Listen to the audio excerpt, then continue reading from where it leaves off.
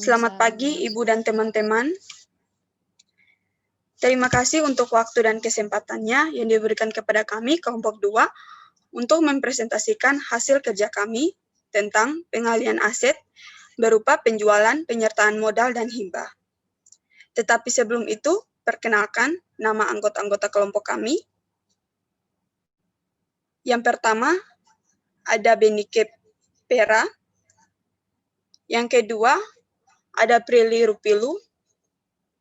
Yang berikut, Suryana Renhoat, Jane Tetimelai, Rosvita Londar, dan saya sendiri, Valinda Benlas, selaku moderator. Selanjutnya, untuk penyampaian materi akan disampaikan oleh teman saya.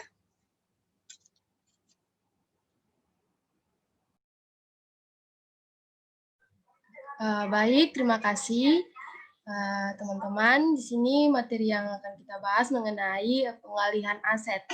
Jadi sesuai yang telah dijelaskan Ibu tadi, kalau pengalihan aset atau pemindah tanganan aset kepemilikan aset itu pada dasarnya berasal dari penghapusan aset. Jadi ini bagian dari salah satu penghapusan aset.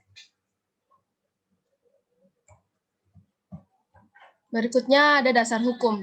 Dasar hukum yang kita pakai di sini ada 2, yaitu Peraturan Pemerintah Republik Indonesia nomor 27 tahun 2014 tentang pengolahan barang negara.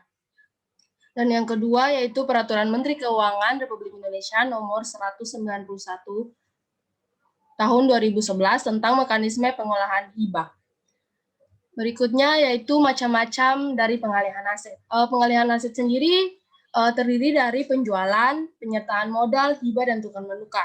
Penjualan sendiri itu merupakan pengalihan kepemilikan barang milik negara atau daerah kepada pihak lain dengan menerima penggantian dalam bentuk uang. Jadi di sini ada hasil yang kita terima yaitu dalam bentuk uang. Yang berikutnya ada penyertaan modal, di mana penyertaan modal merupakan pengalihan kepemilikan barang milik negara atau daerah yang semula merupakan kekayaan yang tidak dipisahkan menjadi kekayaan yang dipisahkan untuk diperhitungkan sebagai modal atau saham negara atau daerah pada badan usaha milik negara, badan usaha milik daerah, atau badan hukum lainnya yang dimiliki negara. Yang ketiga yaitu hibah. Hibah adalah pengalihan kepemilikan barang milik negara dari pemerintah pusat kepada pemerintah daerah atau dari pemerintah daerah kepada pemerintah pusat antar pemerintah daerah atau pemerintah pusat. Jadi ini untuk hibah diberikan secara cuma-cuma dan tidak ada imbalannya untuk dari pemerintah pusat atau kepada pemerintah daerah ataupun sebaliknya. Yang keempat itu ada tukar menukar. Tukar menukar adalah pengalihan kepemilikan barang milik negara atau daerah yang dilakukan antar pemerintah pusat dengan pemerintah daerah, di mana antar pemerintah daerah atau antar pemerintah pusat, pemerintah daerah dengan pihak lain, dengan menerima penggantian utama dalam bentuk barang paling sedikit dengan nilai seimbang. Begitu. Berikutnya akan dijelaskan oleh teman saya.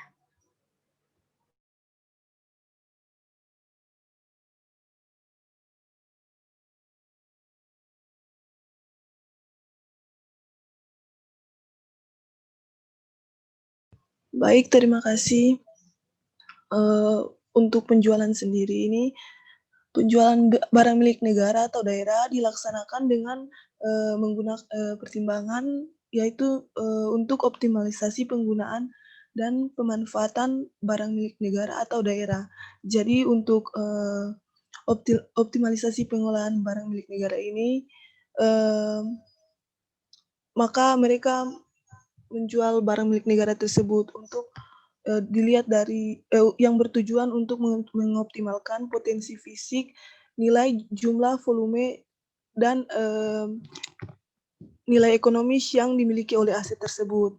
Nah, tujuan optimalisasi pemanfaatan aset ini merupakan pemanfaatan dari sebuah aset di mana dapat menghasilkan manfaat yang lebih atau juga mendatangkan pendapatan bagi negara kita. Yang kedua itu akan menguntungkan negara jika dijual. Misalnya itu bangunan bekas pakai gitu.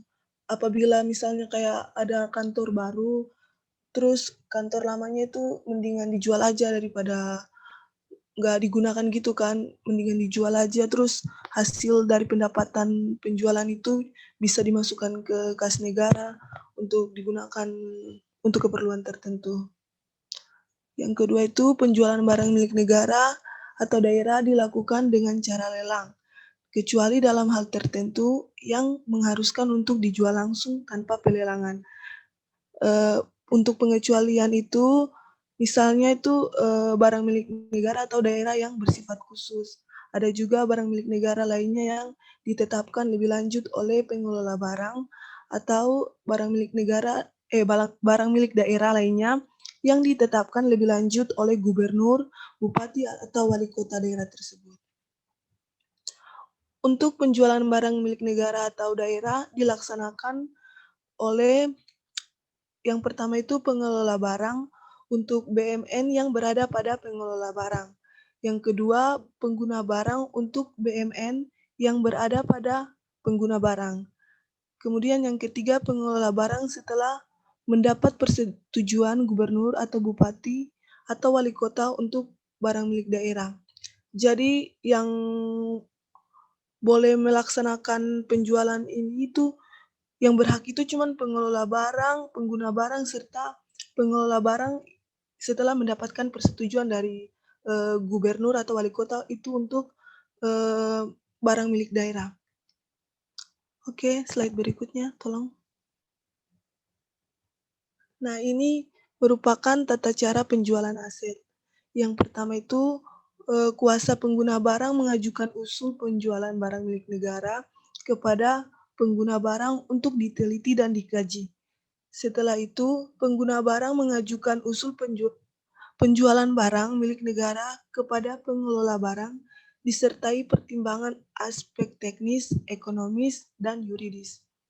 Kemudian setelah itu pengelola barang meneliti dan mengkaji usul penjualan barang milik negara yang diajukan oleh pengguna barang tadi itu dari aspek teknis, ekonomis, dan yuridis. Nah, apabila memenuhi syarat sesuai dengan ketentuan peraturan perundang-undangan, pengelola barang dapat menyetujui usul penjualan barang milik negara yang diajukan oleh pengguna barang sesuai batas kewenangannya. Untuk penjualan yang memerlukan persetujuan Presiden atau Dewan Perwakilan Rakyat, pengelola barang mengajukan usul penjualan barang milik negara disertai dengan pertimbangan atas usulan tersebut. Dan yang terakhir itu setelah itu penerbitan persetujuan pelaksanaan dilakukan oleh pengelola barang untuk penjualan sebagaimana dimaksud pada bagian kelima tadi, dilakukan setelah mendapat persetujuan Presiden atau Dewan Perwakilan Rakyat. Baik, tadi itu tata cara penjualan aset. Slide berikutnya akan dijelaskan oleh rekan saya.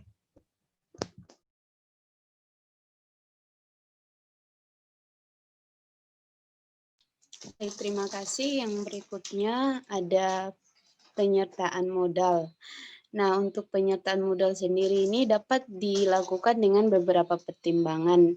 Yang pertama itu barang milik negara atau daerah yang dari awal pengadaannya sesuai dokumen penganggaran diperuntukkan bagi badan usaha milik negara atau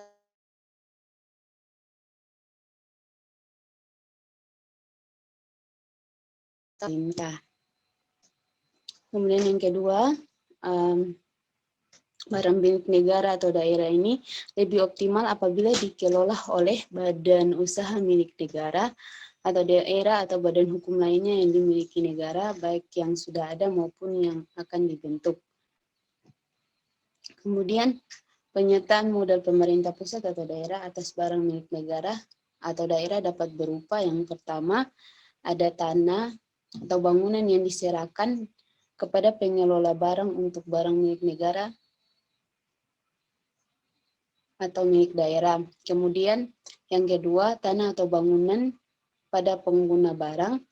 Kemudian yang ketiga, barang milik negara atau daerah selain tanah atau bangunan. Kemudian lanjut. Berikutnya ini ada tata cara pengadaan modal. Yang pertama itu pengelola barang mengkaji perlunya pengadaan modal pemerintah pusat berdasarkan pertimbangan dan syarat tertentu. Kemudian yang kedua, pengelola barang menetapkan barang milik negara berupa tanah atau bangunan yang akan disertakan sebagai modal pemerintah pusat sesuai batas kewenangannya. Kemudian yang ketiga, proses persetujuan penyertaan modal pemerintah pusat dilaksanakan dengan berpedoman pada ketentuan yang ada. Selanjutnya,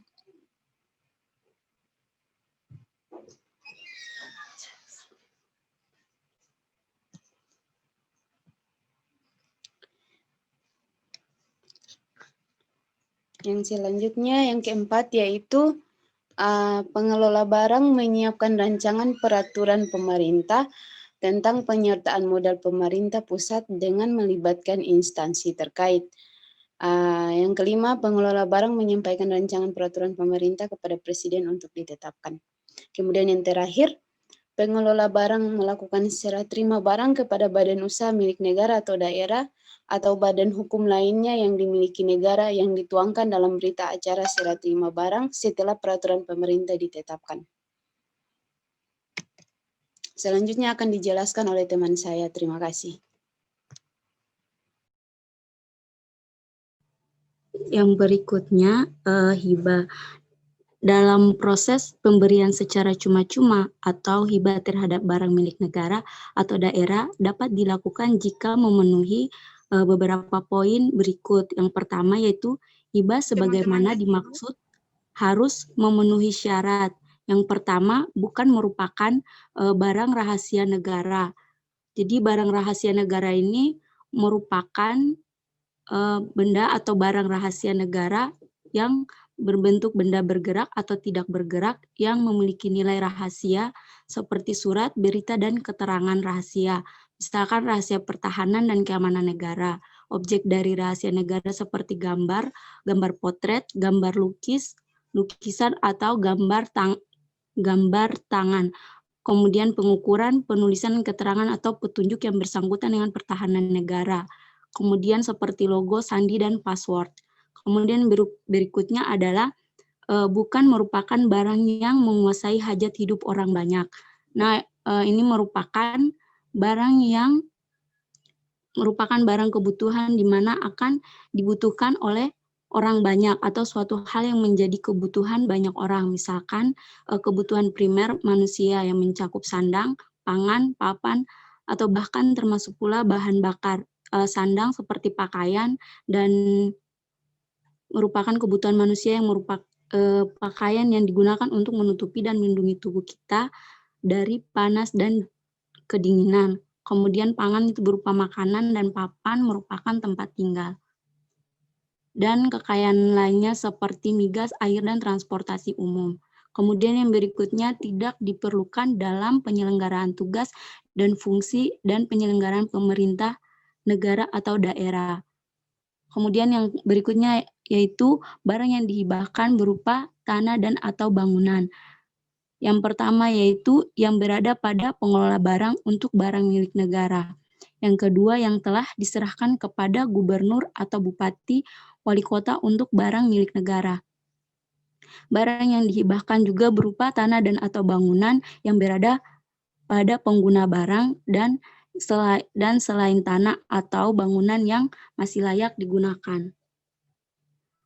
Kemudian yang berikutnya adalah tata cara hibah. Tata cara hibah itu yang pertama, pengelola barang mengkaji perlunya hibah barang milik negara berdasarkan pertimbangan dan syarat yang ada.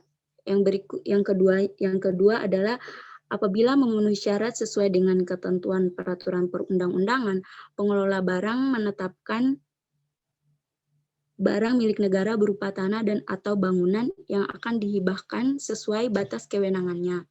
Dan tata cara yang ketiga yaitu proses persetujuan hibah dilaksanakan dengan berpedoman pada ketentuan dan peraturan yang berlaku. Kemudian yang keempat, pelaksanaan serah terima barang yang dihibahkan harus dituangkan dalam berita acara serah terima barang. Kemudian yang kelima yaitu pengelola barang melaksanakan hibah dengan berpedoman pada persetujuan gubernur atau bupati atau wali kota jika dilaksanakan di daerah. Selanjutnya akan dijelaskan oleh teman saya. Oke, baik. Selanjutnya saya akan menjelaskan tentang tukar-menukar. Nah,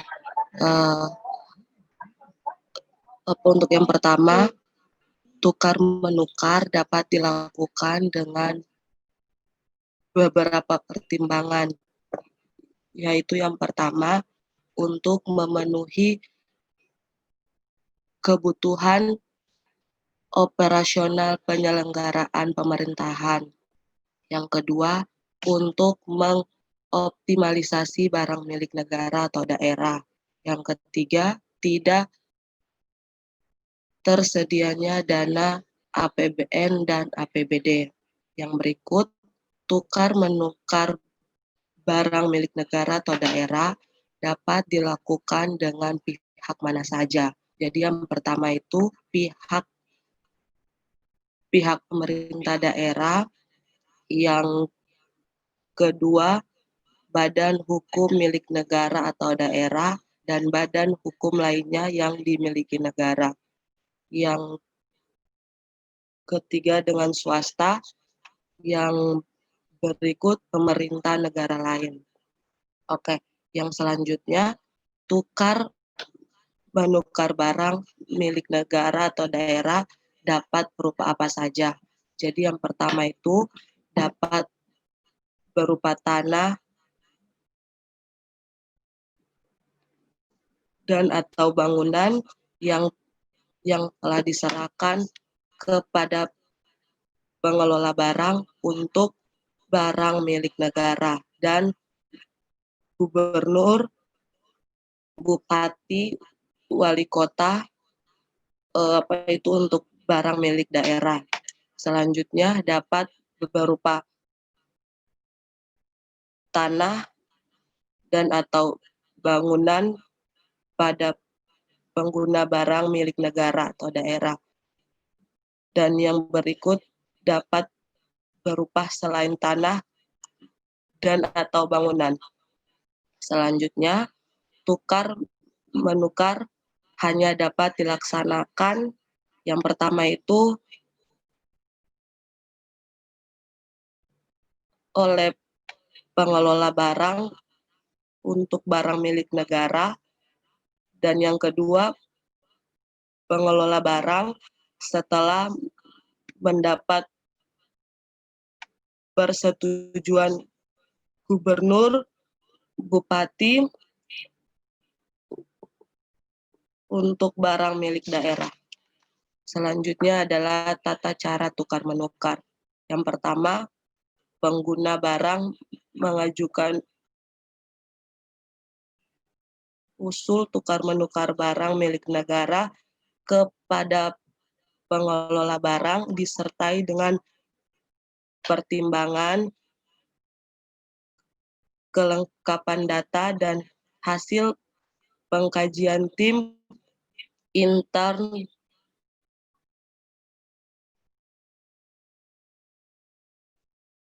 instansi pengelola barang. Yang kedua, pengelola barang meneliti dan mengkaji pertimbangan perlunya tukar-menukar barang milik negara tersebut dari segi teknis, ekonomis, dan yuridis. Yang ketiga, jika sudah memenuhi syarat sesuai dengan ketentuan perundang-undangan, maka pengelola barang dapat menyetujui usul tukar-menukar barang milik negara yang diajukan oleh pengguna barang sesuai batas kewenangannya. Yang terakhir, pengguna barang melaksanakan tukar-menukar dengan berpedoman pada persetujuan pengelola barang dan pelaksanaan serah terima barang pengganti harus dituangkan dalam berita acara serah terima barang. Oke, selanjutnya Terima Baik kasih. teman-teman, demikian hasil presentasi dari kelompok kami. Apakah ada pertanyaan dari kelompok 1, 3, dan 4? Kami persilakan.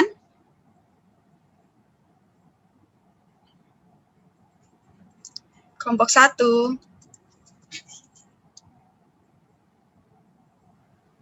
Atau mungkin kelompok 2 atau mungkin kelompok 3 atau kelompok 4? Izin bertanya.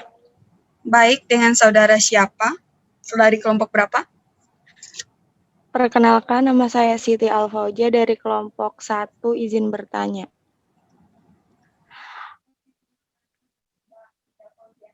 Menurut kelompok 2, apakah ada bentuk-bentuk penyertaan modal dan dalam bentuk apa saja penyertaan modal tersebut? Terima kasih. Baik, terima kasih.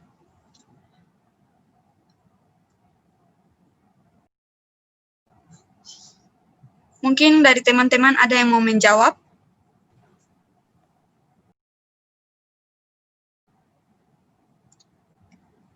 Atau pertanyaan Mbak Siti Alfoja kami tampung dulu ya. Mungkin dari kelompok 3 atau 4 ada pertanyaan?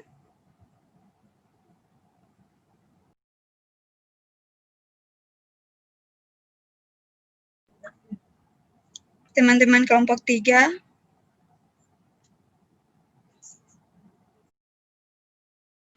Halo, permisi, mau izin tanya. Iya, baik. Dengan saudara siapa dari kelompok berapa? Perkenalkan, saya Dimas dari perwakilan kelompok 3. Mau izin bertanya, tadi kan kawan kelompok 2 kan menjelaskan jenis apa itu hibah kan. Bisa nggak sebutkan apa-apa saja jenis hibah tersebut? Terima kasih. Iya. Baik, terima kasih saudara Dimas.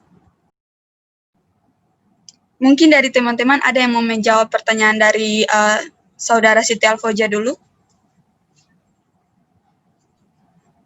Baik, saya akan mencoba menjawab pertanyaan dari Mbak Siti. Menurut kami, apa saja bentuk penyertaan modal itu dan dalam bentuk apa saja? Nah, kami mencoba menjawab ya. Bentuk dari penyertaan modal itu yang pertama ada tunai. Nah, misalnya pemerintah memberikan sejumlah uang kepada BUMN. Kemudian yang kedua, bentuknya konversi piutang pemerintah, yakni pemerintah mengkonversi utang BUMN kepada pemerintah menjadi PMN. Yang ketiga, ada hibah saham atau aset dari pihak lain.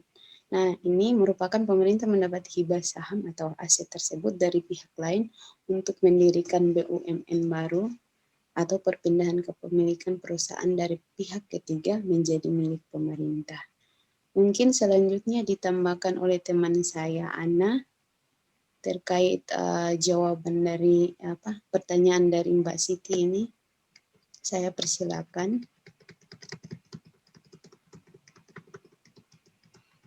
Halo Mbak Ana.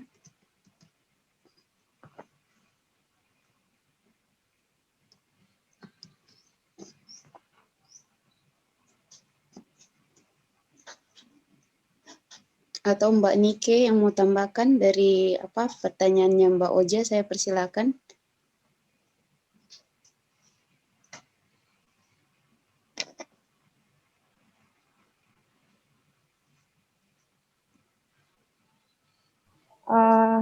Jane, mungkin saya akan menambahkan aja. Kedengaran nggak suara saya? Oke, sudah. Oke, silakan. Nah, oke.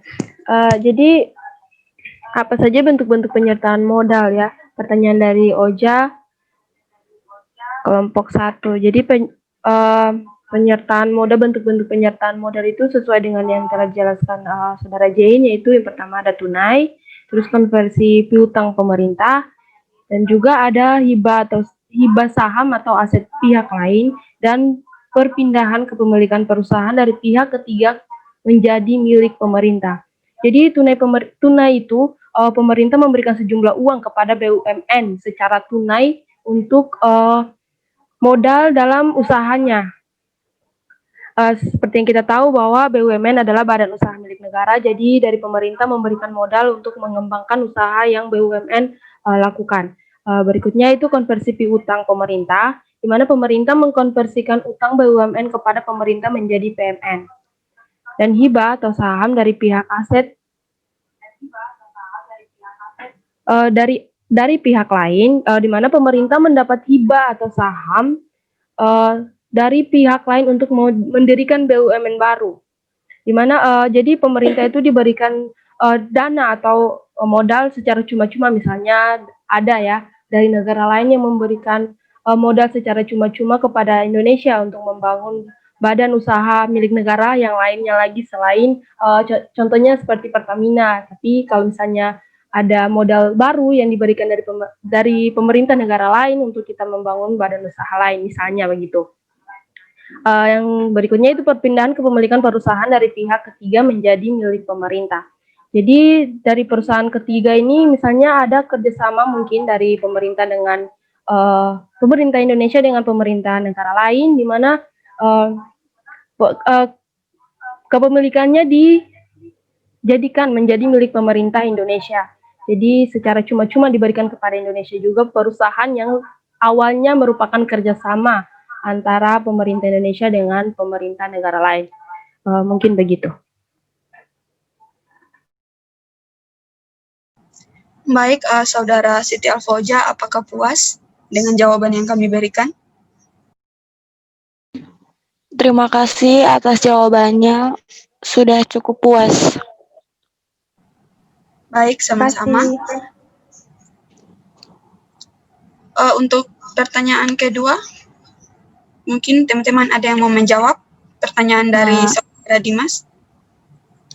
Baik, saya akan menjawab pertanyaan kedua dari Bang Dimas, yaitu mengenai jenis-jenis hibah. Jadi jenis-jenis hibah ini ada terbagi atas 4 bagian. Yang pertama itu jenis hibah berdasarkan sumber dana. Nah, itu dibagi atas 2, yaitu hibah dalam negeri dan hibah luar negeri. Kemudian yang kedua itu berdasarkan bentuknya. Hibah berdasarkan bentuknya ini hibah berupa uang yang terdiri dari uang tunai, uang untuk membiayai kegiatan. Kemudian bentuk yang kedua itu hibah barang dan atau jasa. Kemudian jenis hibah yang ketiga itu berdasarkan mekanisme pencariannya itu terbagi atas 2, yaitu hibah terencana. Nah, hibah terencana ini merupakan jenis hibah yang dibedakan menurut sumber dananya. Kemudian hibah langsung.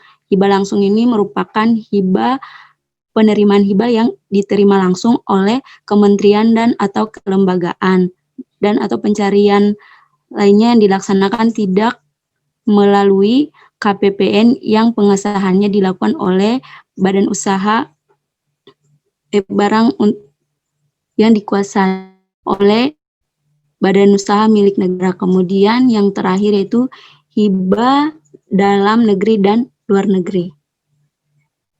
Bagaimana Bang Dimas, apakah puas dengan jawaban yang saya berikan? Baik, terima kasih jawabannya. Ya, sama-sama Bang Dimas. Baik, mungkin dari kelompok 4.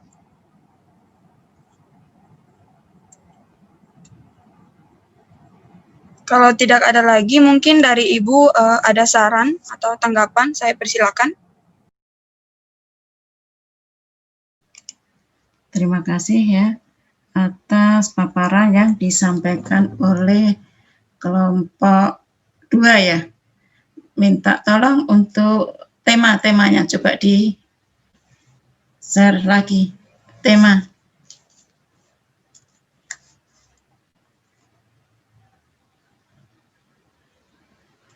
Tema ini tadi ya untuk kelompok 3 adalah pengalihan aset melalui penjualan, penyertaan modal dan hibah. Jadi pada intinya kalau kita berbicara tentang pengalihan aset, penjualan, penyertaan modal dan hibah itu merupakan dari bagian tadi sempat saya catat ya, dari penggunaan, intinya dari penggunaan. Dan tadi sudah saya sampaikan juga bagaimana proses dari penghapusan, artinya barang penghapusan yang sudah dihapuskan melalui berbagai cara itu tadi sudah tidak digunakan lagi oleh pemerintah, ya. Terus untuk menghilangkan pencatatan, ya, dari pencatatan dari laporan aset itu sendiri. Jadi tadi sudah disampaikan bahwa pengelola barang milik negara itu ada dua, ya, kalau tidak salah, ya, pemerintah pusat dan pemerintah daerah. Kalau pemerintah pusat, ya, sebagai pengelola barang itu menteri, ya, selaku bendahara umum negara itu pengelola barang, kemudian menteri pimpinan lembaga adalah pengguna barang, kepala kantor adalah kuasa pengguna barang. Kuasa pengguna barang di Akamigas sendiri itu adalah direktur, ya, direktur Akamigas atau direktur Politeknik Energi dan Mineral. Kemudian kalau pemerintah daerah tadi sudah disebutkan gubernur, bupati, ya, wali kota adalah pemegang pengelolaan barang milik daerah. Ya, ada barang milik daerah, ya, sekretaris daerah dalam hal ini. Kemudian kepala kantor satuan kerja perangkat daerah adalah pengguna barang milik daerah. Jadi ada pertanyaan juga yang menyangkut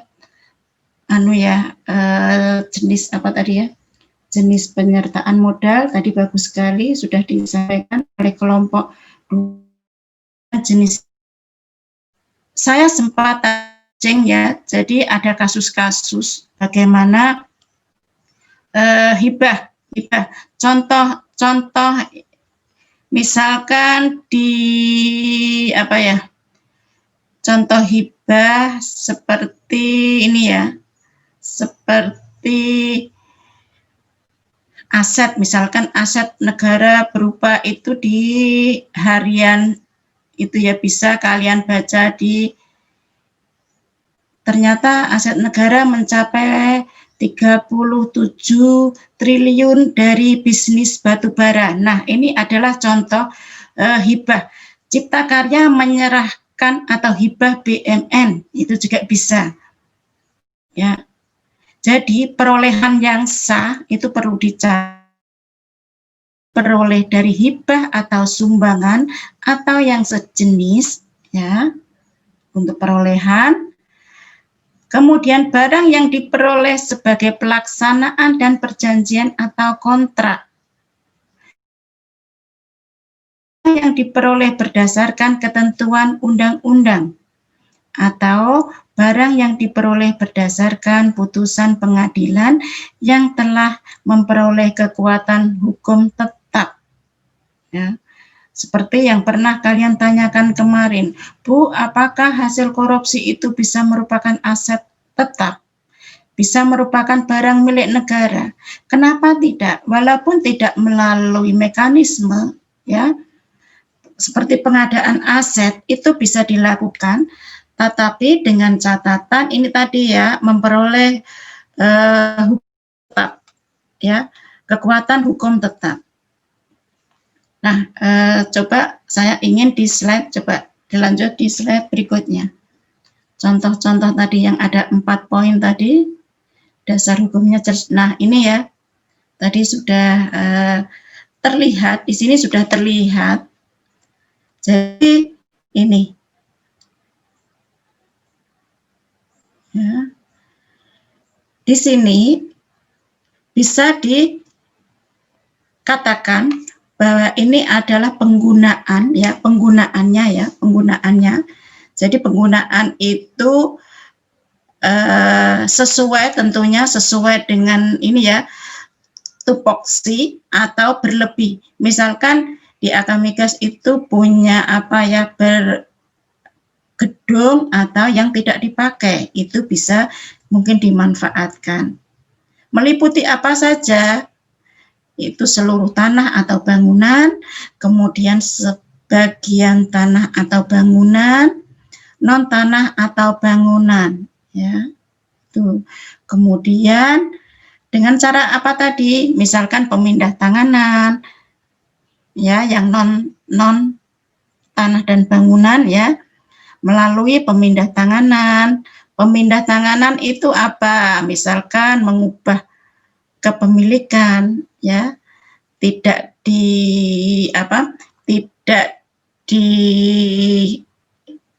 diurus, ya, atau tidak diperlukan untuk penyelenggaraan pemerintah, ya, itu bisa dihapuskan. Kemudian dijual, tukar, ya, tukar menukar, ya.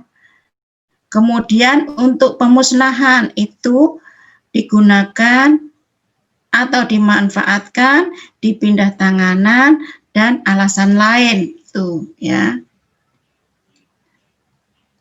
Kemudian ada yang seluruh tanah atau bangunan digunakan pihak lain, ya. Nah, itu kan ada 3, ya, penggunaan ada 3. Tentunya itu sesuai tupoksi dan dengan catatan berlebih, ya, berlebih atau idle itu, ya. Seluruh tanah atau bangunan digunakan pihak lain. Kemudian kalau sebagian tanah bangunan dan non tanah bangunan, yaitu untuk pemanfaatan, ya, kalau tanah dan bangunan. Kemudian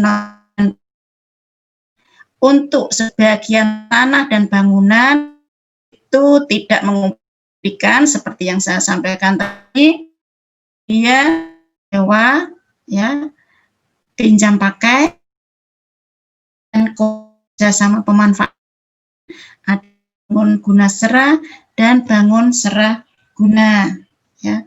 Pada intinya itu, ya, untuk tema kelompok 3 itu tadi. Saya kira itu yang bisa saya sampaikan, ya. Sekali lagi saya terima kasih untuk kelompok, ya. Saya kira cukup, ya. Mungkin bisa saya serahkan ke moderator. Baik, Bu. Terima kasih untuk masukannya. Berikut kesimpulan dari presentasi kami hari ini, yaitu pengalihan aset adalah pemindah tanganan kepemilikan barang milik negara atau daerah. Adapun beberapa dasar hukum yang mengaturnya, yaitu Peraturan Pemerintah Republik Indonesia Nomor 27 Tahun 2014 tentang pengelolaan barang milik negara atau daerah, Peraturan Menteri Keuangan Republik Indonesia 191/2011 tentang mekanisme pengelolaan hibah. Berikut terdapat beberapa macam pengalihan aset. Yang pertama itu penjualan, yaitu pengalihan kepemilikan barang milik negara atau daerah kepada pihak lain dengan menerima penggantian dalam bentuk uang.